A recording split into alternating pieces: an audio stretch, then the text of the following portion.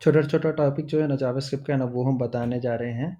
तो सबसे पहले ना पॉपअप के बारे में बताएँगे। पॉपअप बहुत जगह तुम लोग देखे होंगे कि पॉपअप आता है। तो लिखना क्या पड़ता है ना विंडो डॉट अलर्ट या तुम डायरेक्ट अलर्ट भी लिखोगे ना तो पॉपअप आएगा देखो।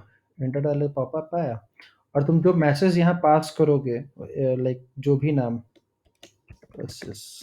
एंटर तो यहाँ पे वही नाम लिखा हुआ आएगा। ये पॉपअप तुम हमेशा देखते होगे बहुत जगह पे कि पॉप उसको मॉडाल बोलते हैं।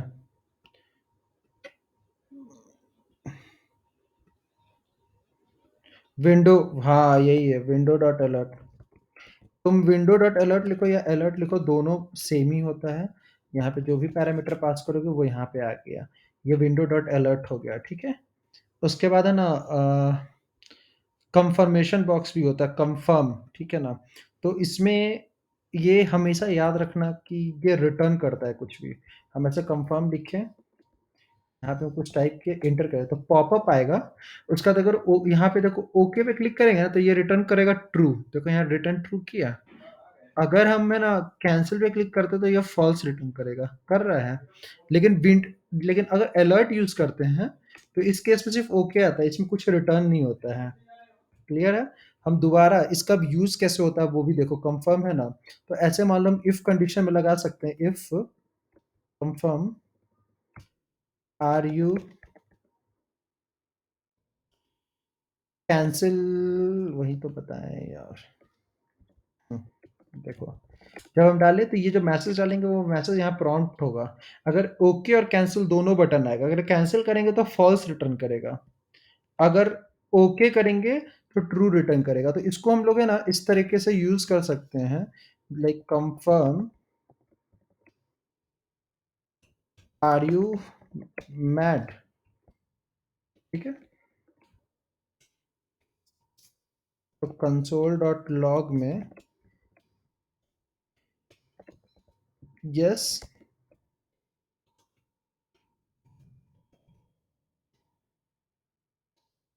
नो, ठीक है? अभी इस कोड को रन कर रहे हैं।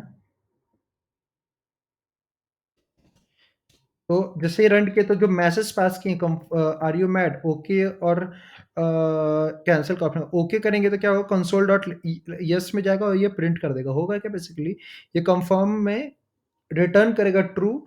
और इफ स्टेटमेंट के इस ब्रैकेट में हमेशा कंडीशन लिखा जाता है। तो ट्रू और फॉल्स आया और वो ट्रू हो गया तो यहाँ पे आ गया। अगर नहीं होता मतलब कैंसिल कर दे तो फॉल्स में आता, देखो नो में आ गया।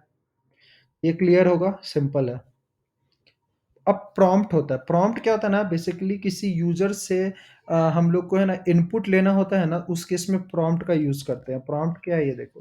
अच्छा एक और चीज, यहाँ जैसे कंफर्म भी क्या इसके आगे विंडो डॉट कंफर्म भी लगा सकते हैं यहाँ, या विंडो डॉट अलर्ट भी लगा सकते हैं। अब देखो यहाँ पे हम प्रॉम्प्ट लिखें, प्रॉम्प्ट लिखें। एक सेकंड हम आ रहे हैं, एक सेकंड। हाँ तो प्रॉम्प्ट के बारे में बता रहे हैं। प्रॉम्प्ट में क्या होता है कि जब हम प्रॉम्प्ट लिखते हैं प्लीज इंटर योर नेम, तो बॉक्स आएगा ऐसे। यहाँ पे जो भी चीज इंटर करेंगे ना वो रिटर्न कर देगा। जैसे हम ऋषभ लिखते हैं, ओके किए तो ये रिटर्न कर दिया। फिर हम लिखें यहाँ पे जो भी चीज लिखेंगे हैकर लिखेंगे वो रिटर्न कर देगा।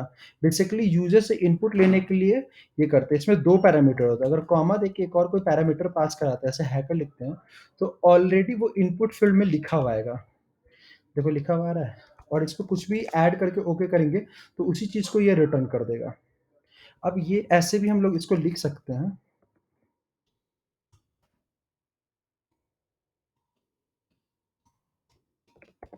Inter something. अब इंटर समथिंग करे लेकिन अगर वो यस के बराबर है तो कंसोल डॉट लॉग में यस प्रिंट हो जाए और एल्स में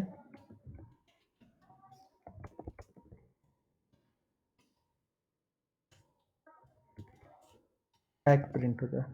अब ये रन किए, अगर अभी हम यहाँ पे कुछ भी लिखते हैं ना तो ये रिटर्न करेगा कुछ और जो यस के बराबर नहीं होगा, इसलिए एल्स में चला जाएगा। लेकिन अब हम यस लिखते हैं यहाँ पे ओके करते हैं तो देखो ये प्रिंट करेगा। तो ये होता है प्रॉम्प्ट। प्रॉम्प्ट में यूजर से इनपुट लेते हैं कन्फर्म में हम लोग येस और नो मतलब ट्रू और फॉल्स रिटर्न करके कोई भी मैसेज दिखा सकते हैं। अलर्ट के केस में सिर्फ़ और सिर्फ़ मैसेज दिखा सकते हैं। तो इसको पॉपअप अलर्ट बोला जाता है जावास्क्रिप्ट के केस में। अब आता है टाइम आउट।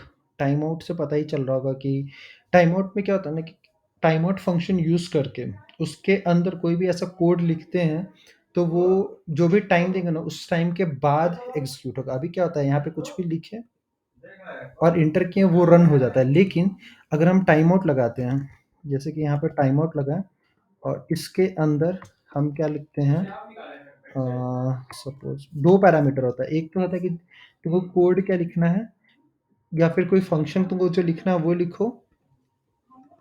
बेसिकली फ़ंक्शन ही लिखा जाता है इसके अंदर। इसको थोड़ा हम नीचे करके दिखा दे रहे हैं। अभी यहाँ पे 300 3000 लिखे हुए हैं। 3000 इक्वल टू 3 सेकंड होता है। तो उसके अंदर हम क्या लिखे हैं कि 3 सेकंड के बाद ये अलर्ट फ़ंक्शन कॉल हो जाना चाहिए। अभी हम एंटर करेंगे तो गिनो 1, 2, 3 आ गया ये। बिना कुछ किए ये 3 सेकंड के बाद आया। अगर हम यहाँ पे 1 लिखते हैं मतलब 1000 है तो 1 सेकंड होता है। ये 1 सेकंड के बाद ही आ जाएगा। आया यहाँ पे। या फिर इस फ़ंक्शन में तुम कुछ भी लिखो कंसोल में प्रिंट कराना चाहते हो। हाँ, बता रहे हैं। अब हम ऋषभ लिखे 1000 मतलब 1 सेकंड होता है, एंटर किए। तो ये 1 सेकंड के बाद ऋषभ को प्रिंट कर दिया। यहाँ पे लिखा हुआ है 1000 इक्वल टू मिलीसेकंड होता है, तो 1000 मिलीसेकंड इक्वल टू 1 सेकंड होता है, तो मिलीसेकंड में ही ये लेता है। मिलीसेकंड में ही यहाँ पे डालना चाहिए, ठीक है? तो यही होता है। इसका सिंटैक्स ये हुआ set time out function millisecond जो भी हम पास कराना चाहते हैं और कुछ पैरामीटर पास कराना चाहते हो तो यूज़ कर सकते हो। ऐसा पैरामीटर हम लोग को पास कराना नहीं होता है, यही होता है। तो सेट टाइम आउट का बहुत जगह यूज़ आएगा, ऐसा नहीं है कि नहीं आएगा, बहुत जगह यूज़ आएगा। कुछ-कुछ जगह ऐसा होता है ना कि हम लोग को है ना थोड़ा-सा डिले चाहिए होता है किसी कोड में थोड़ा-सा, तो मतलब 1000 नहीं बट 100 मिलीसेकंड का डिले दे देते हैं। ये बहुत कम हुआ, एंटर मारते ही ये प्रिंट हो जाएगा। लेकिन कोड में ना कहीं-कहीं पे डिले चाहिए होता है तो वहाँ पे सेट टाइम यूज़ करते हैं। अब आता है सेट इंटरवल। ये क्या है कि अभी यहाँ पे अलर्ट की जगह हम कंसोल लगा रहे हैं। और ये सेट टाइम इंटरवल बोलो ऐसे। सेट इंटरवल का हम सेट टाइम इंटरवल बोले मतलब क्या हुआ हर 3 सेकंड पे हम यहाँ 2 कर देते हैं। हर 2 सेकंड पे ना ये हेलो को प्रिंट करेगा देखो। एक बार हुआ, फिर 2 सेकंड हुआ, दूसरा बार हो गया, फिर 2 सेकंड हुआ, तीसरा बार हो गया, फिर 2 सेकंड हुआ, चौथा बार। ये चलते रहेगा, ये रुकेगा ही नहीं अब। अब यहाँ पे हमको पेज को रिफ्रेश करना पड़ेगा तभी रुकेगा, ऐसे ये रुकेगा नहीं। ये चलते रहेगा। अभी हम छोड़ दिए हुए हैं, ये चल रहा है, ये चल रहा है, ये चल रहा है, अभी चलते रहेगा, ये कभी रुकेगा ही नहीं। पेज को रिफ्रेश करना पड़ेगा इस केस में। नहीं तो इसका एक तरीका क्या होता है कि क्लियर इंटरवल एक ऑप्शन होता है अपने पास। अगर ये फंक्शन एग्ज़ीक्यूट कर देंगे ना मतलब जैसे कि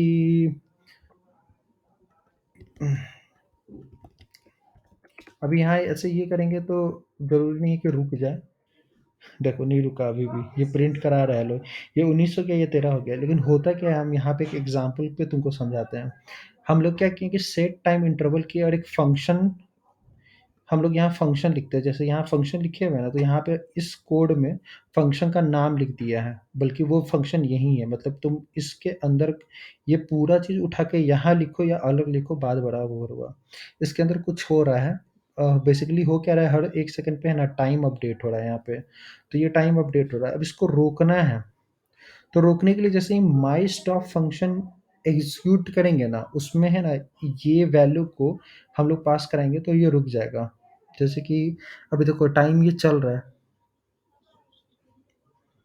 हुँ।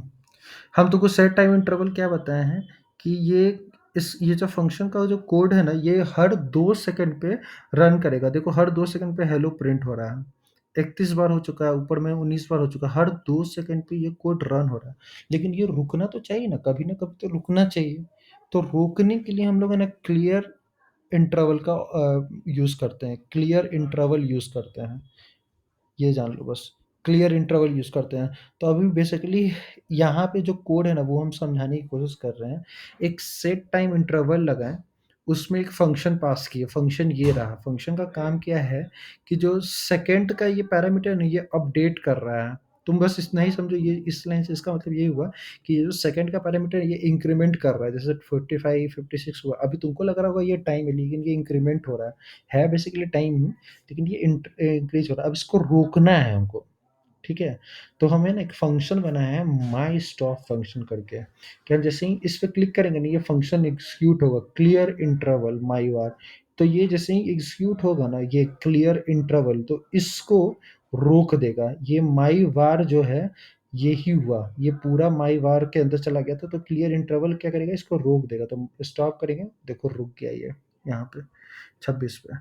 तो कहीं पे भी कोडिंग में अगर सेट टाइम इंटरवल लगा रहे हो, तो तुमको कुछ ना कुछ ऐसा करना पड़ेगा, एक क्लियर टाइम इंटरवल का भी यूज़ करना पड़ेगा उसको रोकने के लिए, नहीं तो वो चलते रहेगा, जो कि गलत है। क्लियर है?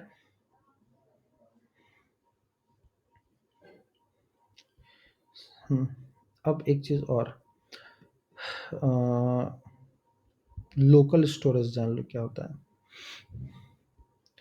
अपने ब्राउज़र में, ये रहा ब्राउज़र, तुम कभी गौर किए होगे कि हम है ना अमेज़न पे कुछ सर्च किए, सपोज़ कुछ भी सर्च किए हैं, ठीक है?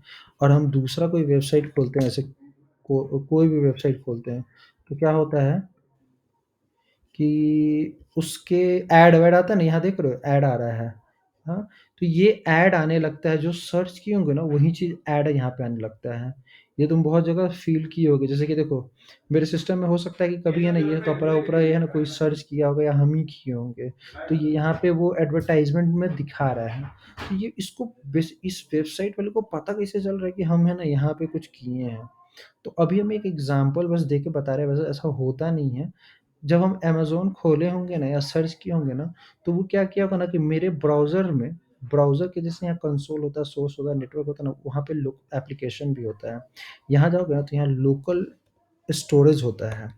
लोकल स्टोरेज में है ना कहीं न कहीं सेव करा के रखिएगा। ये लोकल स्टोरेज है, यहीं पे सेव करा के रख लिया होगा। यहाँ पे सेव कराने का मतलब हो गया कि यहाँ पे कोई भी वैल्यू को हम सेव करा के रख सकते हैं। अब जैसे रिफ्रेश भी करेंगे ना तो वो डिलीट नहीं होगा, वो लोकल स्टोरेज में सेव है। लोकल स्टोरेज जो क्लाइंट है, जो यूज़र है, उसके लैपटॉप में, उसके ब्राउज़र में यहाँ पे डेटा सेव रहता है। जैसे कि ये टेस्ट सेशन का हम बहुत कभी बनाए होंगे पहले, ये सेव है यहाँ पे। तो ये जो डेटा है ना हमेशा की वैल्यू के पेयर में रहता है, हमेशा याद रखना। की जो हो गया उस लोकल स्टोरेज का नाम बोल लो, और तुमको सेव क्या कराना है वो वैल्यू हो गया। दूसरा पॉइंट एकदम याद रखना, 100 बार बोल रहे हैं, इसके पहले तुमको हम बता चुके हैं, दूसरे को बता रहे हैं। ये जो वैल्यू जब भी हम सेव करेंगे ना, ये वैल्यू, ये हमेशा स्ट्रिंग के फॉर्मेट होगा। अभी देखने से ये क्या लग रहा है, ये ऑब्जेक्ट है ना, तो ऑब्जेक्ट को हमको पहले स्ट्रिंग में कन्वर्ट करना पड़ेगा। तो ये भी तरीका हम सीखेंगे कि ऑब्जेक्ट स्ट्रिंग में कैसे ऑब्जेक्ट कन्वर्ट होगा, या हम एरे सेव करा रहे हैं तो एरे कैसे कन्वर्ट होगा। सबको है ना कन्वर्ट किया जा सकता है स्ट्रिंग में, और उसका स्ट्रिंग को उसके ओरिजिनल फॉर्मेट में भी लाना होगा तो उसको भी कन्वर्ट करने का एक तरीका होता है। तो पहले तो हम लोग समझे कि लोकल स्टोरेज में सेव कैसे करना होता है। अभी हम यहाँ से ना डिलीट कर दे रहे हैं, लोकल स्टोरेज को सारा क्लीन कर दिए। अब यहाँ कंसोल में आते हैं। लोकल स्टोरेज को अगर में ऐड करना है तो पहले तो हम लोकल स्टोरेज लिखेंगे, डॉट सेट आइटम लिखेंगे। सेट आइटम का अर्थ होगा कि तुमको कराना क्या है। तो सेट आइटम का पहला जो वैल्यू होगा वो की नेम होगा। की नेम में हम ले लेते हैं हैक। दूसरा पैरामीटर होगा कौन सा डेटा तुमको सेव कराना है। तो अभी हमें ना सिर्फ नाम सेव करा रहे हैं, जैक, ठीक है, एंटर किए। ये सेव हो क्या होगा, अब हम जब एप्लीकेशन में जाएंगे, लोकल टाइम में जाएंगे, तो देखो हैक और जैक नाम से सेव हो चुका है। क्लियर है? अब हम तुमको हम क्या बोले हैं कि पहला वैल्यू की होगा जो कि नाम होगा, दूसरा वैल्यू होगा कि तुमको कौन सा डेटा डालना है। अब हम यहाँ पे ना कोई ऑब्जेक्ट पास कराते हैं, ऐसे लिए id1 नेम सेव करें। तो क्या हुआ, जब हम हैक में ही सेव करें तो देखो किस तरह से दिख रहा है, ऑब्जेक्ट ऑब्जेक्ट दिख नहीं ना रहा है कि ये सेव क्या हुआ है, हम सेव बल्कि ये ऑब्जेक्ट करा है, लेकिन दिख क्या रहा है, एक ऑब्जेक्ट ऑब्जेक्ट दिख रहा है, जो गलत है। कभी भी तुमको इस तरीके से सेव नहीं कराना पड़ेगा। तो पहले क्या करो ना, ये जो ऑब्जेक्ट है इसको एक वेरिएबल में हम सेव कराते हैं, obj नाम का, ऐसे लेते हैं, ठीक है। उसके बाद इस ओबीजे को हम है ना स्ट्रिंग स्ट्रिंग में कन्वर्ट करेंगे। तो स्ट्रिंग में कन्वर्ट करने का एक तरीका होता है, जेसन डॉट स्ट्रिंगीफाई बोलते हैं। इसमें तुम जो भी चीज़ डालोगे ना इसके अंदर, वो स्ट्रिंग में कन्वर्ट कर देगा। देखो हम इंटर किया ना, तो क्या हुआ, ये बेसिकली ऑब्जेक्ट जो है ना स्ट्रिंग में कन्वर्ट हो जा रहा है। देखो होता कुछ नहीं है, इसके आगे और इसके बाद में कोट्स लगा देता है, जिसके कारण ये क्या होता है कि पूरा स्ट्रिंग में कन्वर्ट हो जाता है। तो हम var str इक्वल टू ये सेव करा लेते हैं str में। तो str के अंदर क्या सेव हो गया, ये स्ट्रिंगीफाई वैल्यू सेव हो गया। obj के अंदर ये ऑब्जेक्ट ही है। अब हमको क्या करना है कि हमको लोकल स्टोर में अब सेव कराना है। तो अब हम क्या करेंगे, हम लोगों को क्या बताया, सेकंड पैरामीटर हमेशा एक स्ट्रिंग होना चाहिए। तो हम str को हम सेव करा रहे हैं, ये str जो कि ये है उसको सेव करा रहे हैं, इंटर किए। लोकल स्टोरेज सेट आइटम, पहला नाम की हो गया, दूसरा वैल्यू जो कि स्ट्रिंग के फॉर्मेट होगा। अब एप्लीकेशन में जा रहे थे, देखो यहाँ पे आईडी नेम ये ऑब्जेक्ट के फॉर्म में एज ए स्ट्रिंगीफाई ये चला गया है इसके अंदर। अब है कि हम कोड को रिमूव किया, रिफ्रेश भी कर दिए, रिफ्रेश भी कर दिए, तब भी देखोगे तो तुम ये डेटा यहाँ पे रहेगा। अब मान लो ये डेटा हम सेव करा दिए और इसको लेना है, अब हमको उसमें से निकालना है, हमको देखना है निकाल के जो हम सेव कराए हैं तो क्या है। तो local storage dot gate item करेंगे। उस समय सेट आइटम कर रहे थे, अभी गेट आइटम करेंगे। इसमें एक ही पैरामीटर पास होता है, वो है कि क्या नाम का लोकल स्टोरेज है। तो जैसे ही हम ये लिखेंगे ना, इंटर डालेंगे ना, तो ये रिटर्न कर देगा वैल्यू। देखो रिटर्न कर दिया है, लेकिन क्या है, ये एक स्ट्रिंग के फॉर्मेट में है। इस चीज़ को हमेशा याद रखना, ये स्ट्रिंग के फॉर्मेट है, बल्कि ये ऑब्जेक्ट के फॉर्मेट में हमको चाहिए। तो हम लोग सेव ही जब स्ट्रिंग के वे में स्ट्रिंग में कराया जाता है तो स्ट्रिंग में ही मिलेगा। तो इसको क्या है कि कन्वर्ट करना पड़ेगा इसके ओरिजिनल फॉर्म में। तो पहले ये जो वैल्यू रिटर्न कर रहा है ना, इसको कहीं सेव करा लेते हैं। तो हम var वेरिएबल लेते हैं abc इक्वल टू ये कर देते हैं। तो abc के अंदर ये स्ट्रिंग आ गया। अब इसका तरीका होता है जेसन डॉट पार्स। जब पार्ट्स लिखते हैं ना, तो क्या करता है कि जो भी स्ट्रिंगीफाई होगा उसको अपने ओरिजिनल फॉर्म में लेता आता है। तो एबीसी क्या है, एक स्ट्रिंगीफाइड वैल्यू है। अब इसको हम पार्स किए तो देखो क्या हुआ, ये ऑब्जेक्ट में कन्वर्ट करके दे दिया हमको। ठीक है, तो अब हम जो इतना बड़ा लाइन लिखे हैं A B C equal to ये, तो हम एक काम कर सकते हैं ना। अब गौर से देखना, यहाँ हम क्या लिखे, जेसन डॉट पार्स के अंदर ए बी सी पास किया। ए बी सी क्या है, ये स्ट्रिंगीफाई है। ये जो स्ट्रिंगीफाई है वो कहाँ से आ रहा है, इस जगह से आ रहा है। यही ना ए बी सी के बराबर है। तो हम ऐसा कर सकते हैं कि इस पूरे को उठा के डायरेक्ट इसके अंदर डाल दे ए बी सी की जगह, क्योंकि ए बी सी ही तो इसके बराबर है।